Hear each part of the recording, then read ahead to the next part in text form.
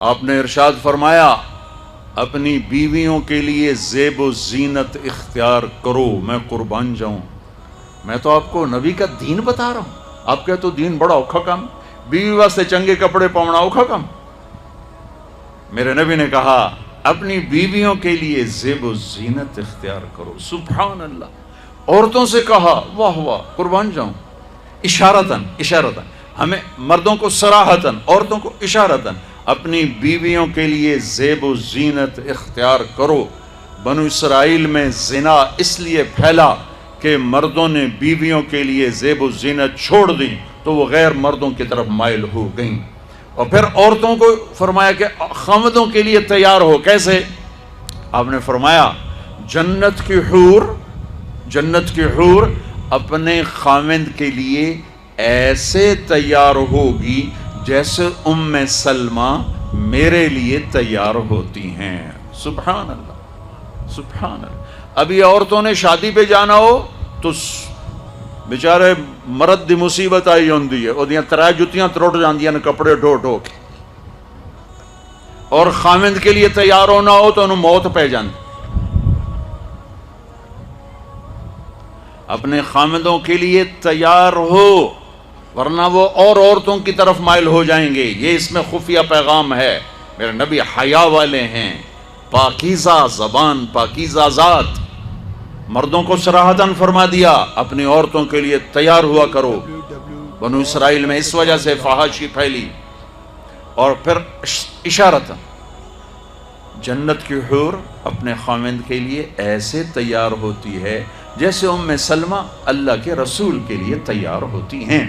جب حضرت فاطمہ رضی اللہ تعالیٰ عنہ کی شادی ہوئی اور نکاح ہو گیا، اور رخصتی 1 ماہ بعد، 2 ماہ بعد، 6 ماہ بعد، 1 سال بعد، یا فوراً، یہ ساری روایات ہیں، لیکن زیادہ صحیح ہے کہ کچھ عرصے بعد رخصتی تھی، فوراً نہیں تھی۔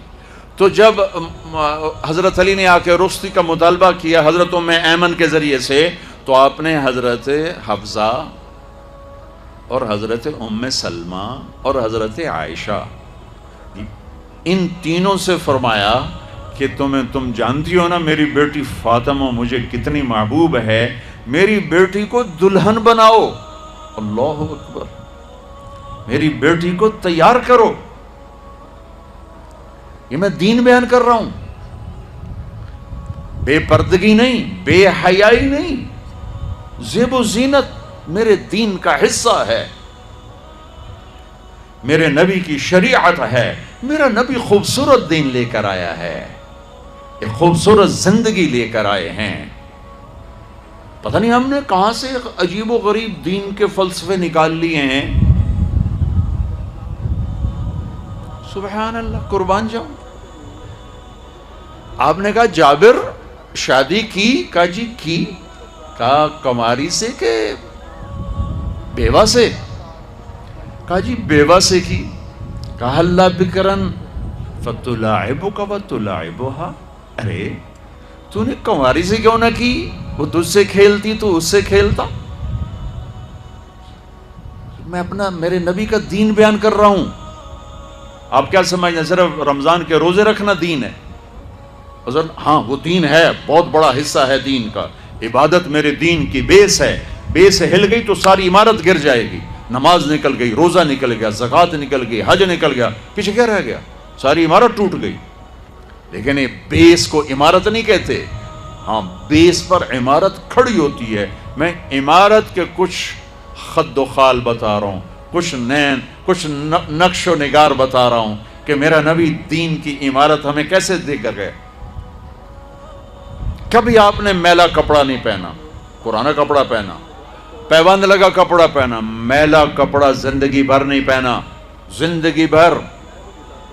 اور آپ کے بدن مبارک سے، آپ کے پسینے سے ایسے خوشبو آتی جیسے مشک سے خوشبو آتی، دنیا کے سب سے مہنگی خوشبو۔ آپ حضرت ام سلیم کے گھر میں آرام فرما رہے تھے دوپہر کے وقت، تو آپ یوں کر کے سوئے ہوئے تھے، یوں یہ کوہنی آگے نکلی ہوئی تھی۔ آنکھ کھلی تو دیکھا ام سلیم نے یہاں بوتل رکھی ہوئی، یہاں تو آپ نے کہا کیا کر رہی ہو؟ تو کیا تھا، چونکہ گرمی، پنکھے تو ہے نہیں، پسینہ یہاں سے نیچے گر رہا تھا، ام سلیم نے نیچے بوتل رکھی ہوئی تھی اور وہ سارا پسینہ اس کے اندر جمع کر رہی تھی. کہا ام سلیم کیا کر رہی ہو؟ کہا یا رسول اللہ یہ آپ کا پسینہ اکٹھا کر رہی ہوں، یہ مشک سے زیادہ خوشبودار ہوتا ہے. میرے نبی نے کبھی گندے کپڑے نہیں پہنے، کبھی میلے کپڑے نہیں پہنے، پرانا پہنا ہے، پیوند لگا پہنا ہے، میلا نہیں پہنا. میرا دین یہ نہیں کہتا کہ ایسی شکل میں آ جاؤ کہ لوگ بھاگنے لگ جائیں. سب سے زیادہ عزت اہمیت دو. شادی کے بعد ماں باپ کا حق پیچھے، بہن بھائیوں کا حق پیچھے، حتیٰ کہ اولاد کا حق بھی پیچھے ہے اور خاوند کا حق پہلے ہے. بہت سی عورتیں اپنی نادانی کی وجہ سے ماں باپ کے پیچھے لگ کر اپنے خاوند کو چھوڑ دیتی ہیں، خاوند کو ذلیل کر دیتی ہیں. اپنے بچے کے پیچھے لگ کے اپنے بچوں کی وجہ سے اپنے خاوند کو بے عزت کرتی ہیں. بہت سے باپ اپنے بچوں کی وجہ سے بیوی کو بے عزت کرتے ہیں، یا اپنے ماں باپ کی وجہ سے بیوی کو بے عزت کرتے ہیں. یہ سب بے اعتدالیاں میرے معاشرے میں ہیں. اللہ کا واسطہ دیتا ہوں، ایک دوسرے کو عزت دو، رشتوں کو عزت دو. ہر ایک کا اپنا مقام ہے، ہر ایک کو اپنے مقام پر رکھو. ماں باپ کی وجہ سے بیوی کو بے عزت نہ کرو، بیوی کی وجہ سے ماں باپ کو بے عزت نہ کرو، بیوی اپنے ماں باپ کی وجہ سے خاوند کو بے عزت نہ کرے. یہ وہ رشتہ ہے جس میں اولاد بھی نہیں داخل ہو سکتی. اولاد کو بھی پیچھے کیا گیا ہے خاوند اور بیوی کے رشتے میں. اور یہ وہ رشتہ ہے جس سے میرے اللہ نے اپنی نشانیوں میں سے ایک نشانی بتایا ہے. ایک نشانی، من آیاتہ ان خلقکم من تراب. میں ٹپس پڑھتا ہوں آیات کے، ساری آیت نے. میری بہت بڑی نشانی تو میں مٹی سے بنایا. واقعی نشانی ہے نا بھائی؟ ارے بولو. من آیاتہ خلق السماوات والارض. میں نے ایک آیت چھوڑ دی، بعد میں پڑھوں گا.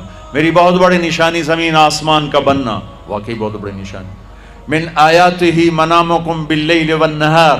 میری بہت بڑی نشانی تمہارا سو جانا اٹھنا. واقعی بہت بڑی نشانی.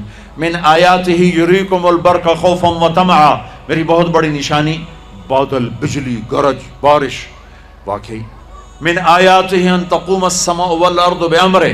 میری بہت بڑی نشانی زمین آسمان کھڑے ہوئے ہیں. من آیات ان یرسل الریاح مبشرات.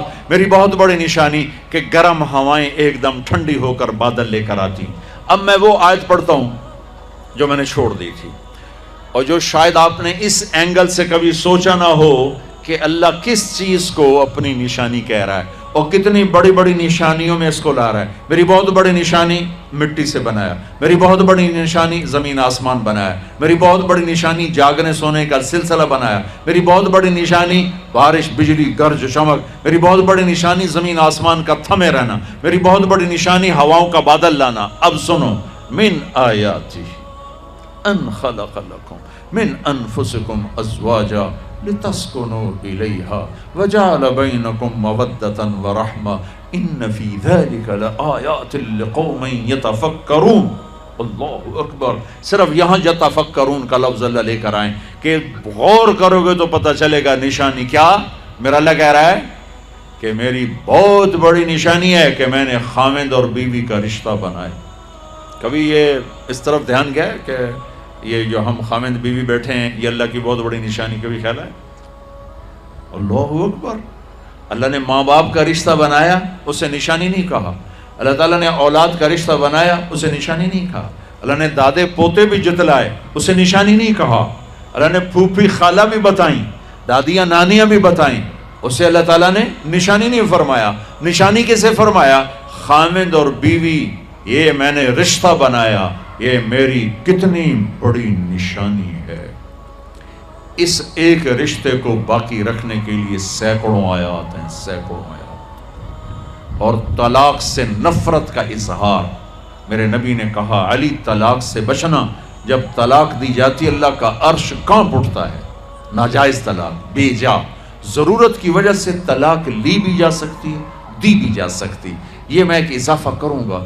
بہت سی بچیاں نہیں گزارا ہو رہا، خاوند بدتمیز ہے یا سسرال ظالم ہے، وہ کہتی ماں سے میرا گزارا نہیں ہو رہا، میری جان چھڑا دو. نہیں بیٹی، گزارا کرنا ہوگا، صبر کرنا ہوگا، گزارا کرنا ہوگا، یہیں رہنا ہوگا. یہ ماں باپ کا ظلم ہے، یہ ماں باپ کا اپنی اولاد پر ظلم ہے. ہمارا تو زمیندارہ ماحول ہے پنجاب کا. میں نے اپنے ہی خاندان کے بتاتا ہوں، بچیوں پہ ظلم ہوتے دیکھے، پھر ان کی فریادیں بھی سنی، پھر ان کے ماں باپ کا ظلم دیکھا. اتھا ہی رہنا ہے، اتھا ہی گزارا کرنا ہے، بس اساں ایک واری تیرا کر دیتا ہے، ہن اساں کوئی نہیں کرنا، پچھا مڑ کے نہ پئی آویں، جویں کرنا ہی کر، ساڈا کوئی ذمہ نہیں. ماں باپ کہتے ہیں، ماں باپ کہتے ہیں. اور وہ ماہی بے آب، مچھلی پانی کے بغیر تڑپتی ہے، اس طرح اس کا دن اور رات ہے.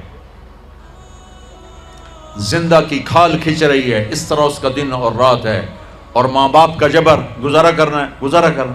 تینوں بعد کون تیرا رشتہ کتوں آئے گا، تیری شادی کتوں کریں گے. ابھی تو اس کو ذبح ہونے سے بچا لو. کل تو اللہ نے ہمیں اس کا مکلف ہی نہیں کیا کہ کل کیا ہوگا، کل کو آنے تو دو. پتہ نہیں کل کا دن ہے بھی نہیں کہ ہمارے مقدر میں یا نہیں. ہم کل کے لیے اپنی بچیوں کو ذبح کر دیتے. میں نے ان کو تڑپتے دیکھا. میں صرف اپنی فیملی کی بات اوروں کی فیملیوں کی بات جہاں جہاں تعلقات.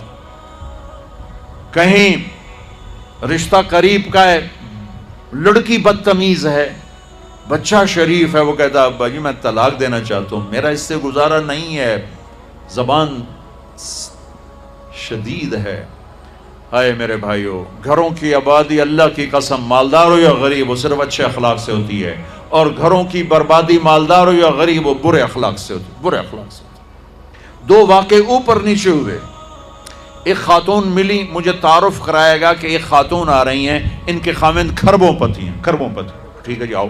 اس خاتون نے آتے ہی رونا شروع کر دیا. مولانا لوگ مجھے خوش قسمت سمجھتے ہیں کہ میں بہت بڑے مالدار کی بیگم ہوں، میرا دل زخمی ہے، میرے خاوند کا سلوک اچھا نہیں، میں دولت کو آگ لگاؤں، یہ ہیرے کے سیٹ کو میں کیا کروں جب اس کا سلوک ہی میرے ساتھ اچھا نہیں.